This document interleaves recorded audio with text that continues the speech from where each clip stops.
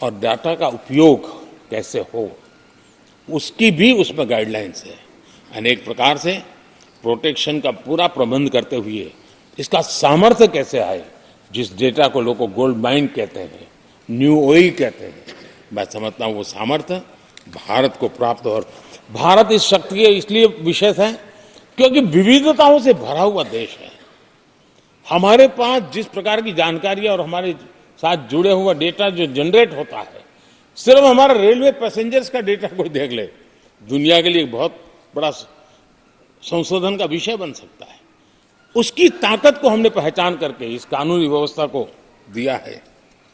आदरणीय अध्यक्ष जी,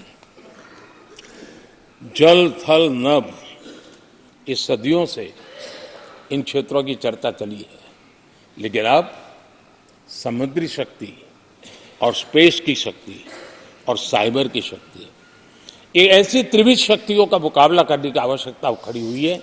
और विश्व जिस प्रकार के संकटों से गुजर रहा है और विश्व जिस प्रकार के विचारे प्रभाव पैदा करने का प्रयास कर रहे हैं, तब इन क्षेत्रों में हमें सकारात्मक सामर्थ्य भी पैदा करना है और नकारात्मक शक्तियों से अपने आप को, हर चुनौती को चुनौती लेने का सामर्थ्य भी बनाना है। और उसके लिए आवश्यक स्पेस से जुड़े रिफॉर्म्स बहुत अनिवार्य थे और बहुत दूरगामी दृष्टि के साथ स्पेस के रिफॉर्म का काम हमारे यहाँ हुआ है। आदरणीय अध्यक्ष जी, देश ने जो आर्थिक रिफॉर्म किए हैं उसमें 17वीं के लोकसभा के सभी माननीय सांसदों की बहुत बड़ी भूमिका रही है। बीते वर्षों में हजारों कंप्लायंसेस बेवजह हम जनता जनार्दन को ऐसी चीजों में उलझाए रखा। ये गवर्नेंस की एक ऐसी विकृत व्यवस्था विकसित हो गई, उसमें से मुक्ति दिलाने का बहुत बड़ा काम हमारे यहाँ हुआ है।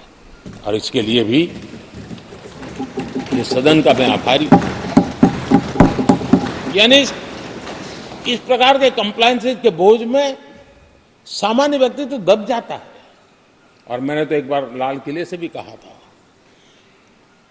हम जब मिनिमम गवर्नमेंट मैक्सिमम गवर्नेंस कहते हैं, मैं दिल से मानता हूं कि लोगों की जिंदगी में से जितना जल्द सरकार निकल जाए उतना ही लोकतंत्र का सामर्थ्य बढ़े।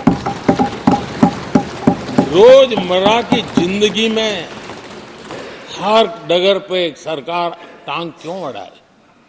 हां, जो अभाव में है उसके लिए सरकार हर पल मौजूद हो, लेकिन सरकार का प्रभाव उसकी जिंदगी को ही रुकावट बना दे, ऐसी लोकतंत्र नहीं हो सकता है। और इसलिए हमारा मकसद है सामान्य मान